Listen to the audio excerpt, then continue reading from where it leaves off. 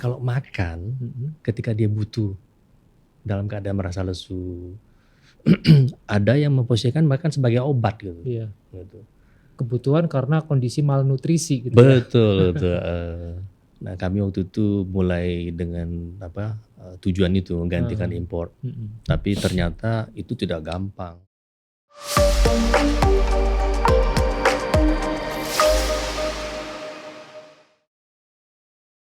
Tapi di dalamnya itu yang tadi saya bilang ada 36 macam zat nutrisi lain. Kami punya tagline begini Pak. Semangkok mie itu sama dengan seperti makan 1 kilo sayur dan buah. Semangkok mie sama dengan 1 kilo sayur dan buah. Nutrisinya Okay. gitu. Jadi kami bilang tentu dengan resep tertentu bahwa jumlah kandungan sekian banyak dalam satu porsi mie itu. Dengan kata lain ya, apalagi kita bilang anak-anak gitu, makan mie, makan sayur kan susah Pak. Gitu. Wah sayur pahit lah segala macam gitu. Nah kami pakai itu sebagai entry point. Makan mie-nya enak, tapi dapat nutrisi yang cukup gitu. Gitu. Nah itu yang sebenarnya bergulir. Kami harapkan nanti ke produk lain, ya, ke susu, ke macam-macam dah. Ya. Nah ini menarik sekali Pak Ted, teman rasa Indonesia dalam menuju Indonesia Emas 2045 sebenarnya hari ini mendapatkan atau kita mengalami tantangan yang luar biasa terkait dengan kualitas dari sumber daya manusia kita, terutama dalam hal kesehatan. Kita ada ancaman stunting bagi generasi muda kita. Nah Pak Ted, kira-kira apakah ini bisa jadi solusi Pak untuk stunting tadi itu ini Pak? Ini menarik banget sebenarnya Pak. Iya. Kami pun punya mimpi itu Pak. Dan kami melakukannya dengan riset kecil-kecilan kemarin Pak. Jadi di Kabupaten Sukoharjo tempat kami berada itu. Oh lokasi usahanya di Sukoharjo? Di sana Pak. Okay. Klaten dan Sukoharjo. Ya. Itu ada 2 kabupaten gitu. Di Klaten itu kenapa? Karena airnya bagus Pak. Nah kami mengumpulkan 100 anak untuk mengadres isu ini gitu. Kami karena berpikir, kami tahu bahwa ini superfood. Dari 100 anak itu kami uji coba selama 1 bulan. Dan ternyata memang terjadi perubahan signifikan kepada berat badan dan tinggi. Jadi dari situ kami akan melakukan riset tambahan untuk mengembangkan bahwa ini bisa jadi solusi. Tidak harus protein hewani. Karena dari Departemen Kesehatan mengatakan harus harga hewani. Telur juga tinggi banget sekarang. Iya.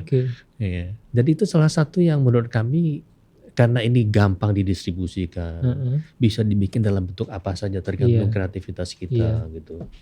Dan daya tahannya kan lama gitu Pak. Cuman memang tantangannya tadi kalau hanya diberikan dalam bentuk murni seperti itu, anak-anak akan susah. Betul. Berarti harus ada inovasi dan kreativitas dalam mencari bentuk ya untuk dikonsumsinya. Salah satunya adalah ini gitu ya, dalam bentuk mie instan atau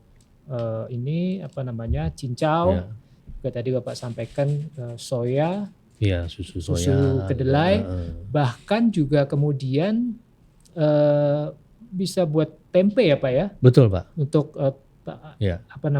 tambahan betul. Tempe dan tahu bahkan. Tempe dan tahu. Tahunya jadi hijau gitu dong Pak. Jadi hijau.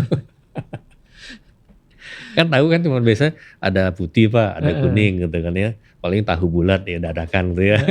Iya. Tahu Kediri kuning. Tahu Kediri kuning. Nah, ini mungkin ada daerah-daerah lain selain Kediri yang ingin memperkenalkan tahu hijau. Bisa ditambahkan. Itu bisa jadi inovasi. Memang kami sedang memformulasi itu Pak. Bahkan kami menemukan cara untuk membuat tahu yang bisa tahan 14 hari Pak. 14 hari. Tanpa bau. Ya. Itu karena tambahan ini? Salah satunya karena sebelumnya, tapi memang ada metode keunggulannya itu. Penggumpalannya tidak pakai bakteri, tidak pakai asam. Gitu. gitu. Hmm. Itu bukan penemuan kami sih, ada penemuan teman lainnya, tapi kami pakai itu Ya. untuk mengembangkan produk tahu yang baru. Hmm. Ya mudah-mudahan lah kalau nanti masyarakat bisa menerima ini bahwa ada tahu super kita bilang ya. Ya. Selain memang ada Makanan kandungan super Iya. yang akan menghasilkan Superman. Anak-anak yang super gitu, anak-anak Anak-anak Indonesia yang Ya, super betul. gitu. Tadi kan Ya. kita diskusi tentang Indonesia Emas Ya. 2045 yang salah satu persoalannya adalah stunting, Ya. gitu kan. Dan kalau ini kemudian bisa menjadi solusi, kenapa tidak? Ya. Gitu Sangat kan? mungkin sih kalau menurut kami. Iya. Ya. Nah, ini bicara tentang harga nih Pak. Kan tadi Bapak sampaikan di awal ini desainnya adalah suplemen gitu ya, Ya. awalnya Betul. yang kemudian substitusi impor pula, Ya. gitu kan, sehingga kesannya memang menjadi sebuah produk yang premium, Ya. niche banget. Mungkin juga akhirnya mahal nih gitu. Nah, sebenarnya harganya berapa sih Pak? Mahal atau enggak gitu? Ini saya sambil icipin ini ya Pak. Iya, Ini saya silakan, udah Pak. dikasih Silakan, sedotan Pak. nih sama. Mesti diaduk dulu tuh Pak. Oh iya, Iya, ada gulanya, Iya. gula aren. silakan Pak. Iya, dari sisi harga sebenarnya sekarang karena kami baru mulai Pak, memang ada entry point yang kami setting karena memang kami startup juga lah katakan begitu ya. Ya. Ada investasi yang memang kami harus balik juga. Kalau dibilang mahal ya enggak Pak. Kalau dari sisi komparasi dengan kandungan gizi ya. Kalau retail itu harganya sekarang mungkin kalau dalam hitungan kilo ya Pak ya, itu 1 kilonya memang sekitar 1 jutaan Pak. 1 kilo serbuk.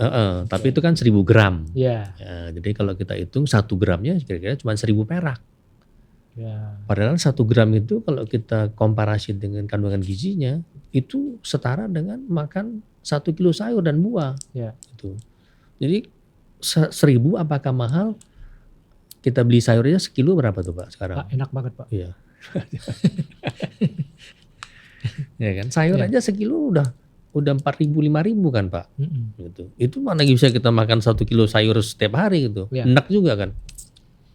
Ya. Nah itu. Ya. Jadi memang cukup terjangkau lah ya dan Terjangkau. masuk akal gitu. Masuk ya. akal Pak. Terlebih dengan manfaatnya. Iya. Ini saya pengen menggali lagi nih Pak, sebagai sebuah bisnis ya, usaha kuliner, apalagi memang ini sebuah niche market gitu ya, yang memang masih segmented, yang kita harapkan ke depan ini juga bisa menjadi menu sehari-hari gitu. Ya. Apa tantangannya Pak? Apa tantangan Bapak dalam sudah berapa tahun sih Pak? Sejak Kalau tahun berapa? hitung-hitung dari 2012 itu mungkin 11 tahun ya Pak ya. Sudah Ya. 11 tahun. Meskipun ada proses memang pada awal-awalnya kami struggling. Ya. Kalau dibilang serius ya tahun 2015 lah. 2015. Baru mulai kita switching. Iya, 8 tahun. Ya. Cukup lama juga. Cukup, Pak. Bagaimana how to survive nih Pak? Menghadapi tantangan-tantangan, termasuk juga tantangan COVID kemarin. Ya. Saat kita semua stop, mungkin Ya. juga banyak bisnis yang juga kemudian slow down. Ya. Apakah itu juga berpengaruh di bisnis ini? Kalau kami lihat pada awalnya memang kami tidak setting ambisius. Jadi kami tumbuh organik pelan-pelan gitu. Karena kami tahu bahwa barang ini perlu edukasi. Dan kami mencoba untuk keluar dari yang segmented tadi gitu. Ya. Tidak ingin dipersepsi sebagai food supplement. Justru kami punya visi untuk mengatakan bahwa material pangan ini bisa jadi pangan harian. Jadi nggak spesifik untuk orang tertentu gitu. Kami berusaha untuk melihat itu sebagai bagian seperti kita makan telur, makan bayam, Ya. minum air biasa gitu. Jadi kita bisa makan pagi dengan bentuk jus, smoothie kalau mau dibikin, siang nanti Ketika makan. jadi jus itu nggak amis gitu rasanya? Enggak ya? Ya, karena nanti masking flavor rasa buah atau rasa sayur itu dia nutupin. Okay. Kecuali memang jumlahnya terlalu banyak. Tentunya ada takarannya. Betul.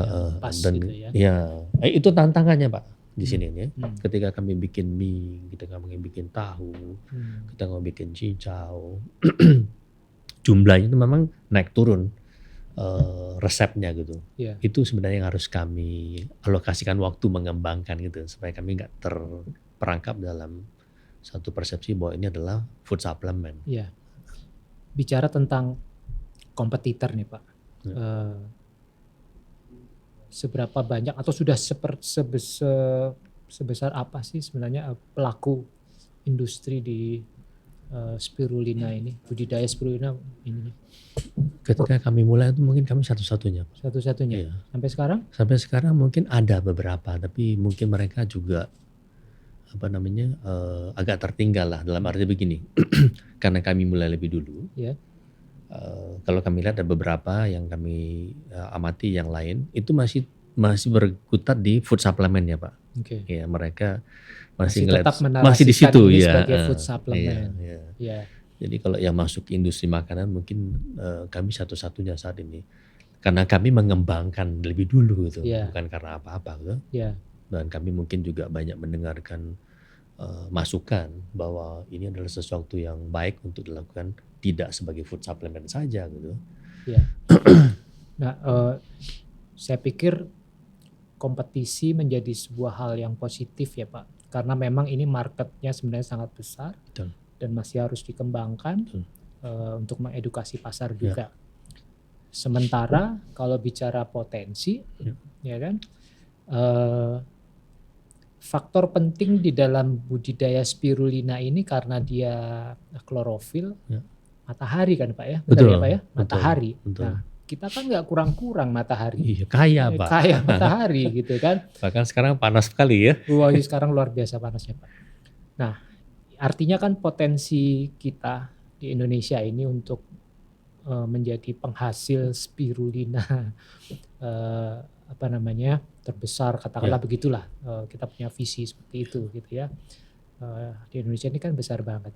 Nah, kira-kira Bapak berkenan nggak Pak kalau nanti ada teman rasa yang pengen tahu, pengen ini, Bapak mau berbagi nggak nih Pak tentang tips-tipsnya atau bagaimana A to Z-nya berbudidaya spirulina ini? Kalau budidaya mungkin agak ruwet Pak, agak rumit karena memerlukan teknologi tertentu.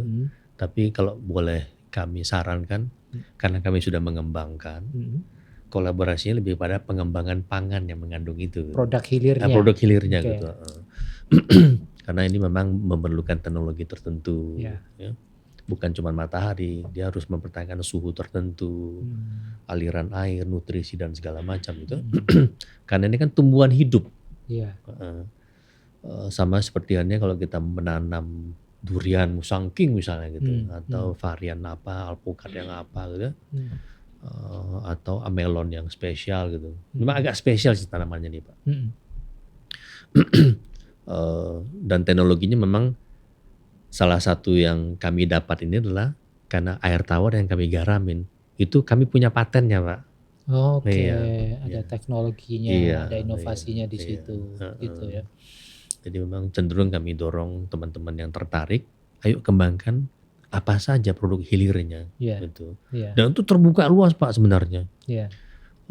Dan kami yakin ini akan membesar seiring dengan waktu, mungkin bisa jadi 100 kali lipat, 1000 kali lipat, karena sekarang masih kecil sekali. Gitu. Dan tidak terbatas lah aplikasinya. Ya, menarik sekali Pak Ted, apa yang tadi semua sudah Bapak sampaikan. Nah, apa nih harapan visi Pak Ted ke depan untuk superfood? Kalau kami ngelihat bahwa peluang terbesar adalah bagaimana menganggap spirulina dalam makanan yang harian. Bagaimana kami bisa mengedukasi masyarakat bahwa spirulina itu superfood tapi bisa dikonsumsi everyday, pagi, siang, malam. Gitu. Itu juga bagian dari misi kami bahwa karena kandungan nutrisinya itu juga ada bagian yang kami bisa kontribusikan kepada kesejahteraan dan pertumbuhan Pak. Anak-anak yang tadi yang mudah-mudahan tidak kurang gizi. Generasi emas kita bisa tumbuh dengan ini gitu.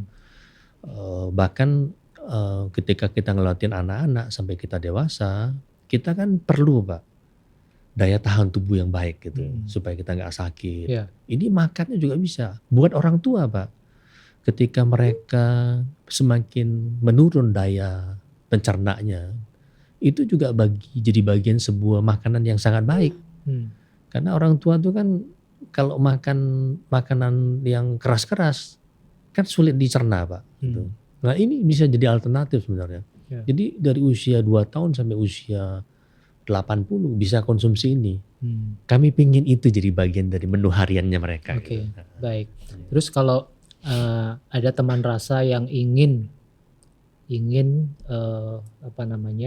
berhubungan dengan Bapak untuk mendapatkan produk ini sebagai diversifikasi dari produk-produk mereka, gimana caranya Pak? Silakan.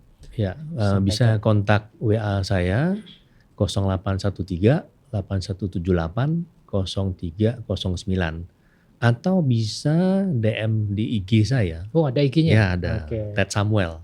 Ted Samuel. Ted Samuel. Ted Samuel. TED SAMUL. Ya. Ya. Insya Allah setelah podcast ini Pak, makin banyak yang pesen. Amin Pak, puji Tuhan. Buat kami tidak hanya keuntungan Pak sebenarnya. Karena usaha ini juga memberikan sesuatu yang baik buat kita sebagai manusia. Dalam arti konsumsi kita gitu. Jadi kita makan enak tapi bisa sehat. Itu yang paling utama gitu. Gitu. Ada nilai, ada value yang ada value, Bapak Pak. bagi gitu. Oke Pak, yang terakhir saya pengen tahu, penasaran nih Pak. Kalau ini menjadi sebuah produk yang dihasilkan di Indonesia, ya kan? Kita bangga dengan buatan Indonesia ini Pak.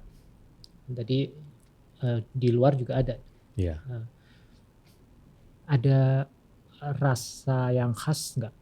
Barangkali gitu karena mataharinya beda, air ininya beda gitu. Dia salah satunya karena klorofilnya Pak.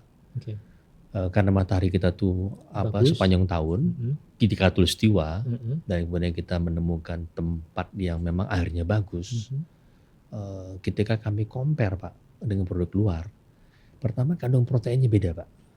Punya kita lebih tinggi, lalu klorofilnya lebih banyak, gitu. Dan klorofil itu punya fungsi antioksidan sebenarnya. Ya. Jadi menyerap logam-logam berat dalam tubuh, membuang racun-racun gitu. Itu salah satu kelebihannya. Yang berbeda ya dengan tempat lain. Gitu. Karena alam Indonesia. Betul. Betul. Jadi sesuai dengan tagline dari Aku Rasa juga Pak. Aku Rasa akar kuliner Nusantara. Dan kita ingin membawa rasa Indonesia mendunia. Amin. Itu ya. Terima kasih Pak Ted atas waktunya sudah hadir di studio kami.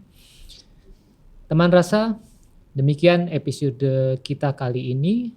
Saya Cak Tom. Di sini adalah podcast Aku Rasa, akar kuliner Nusantara. Sampai jumpa. Terima kasih Pak. Terima kasih Pak. Minum dulu ya.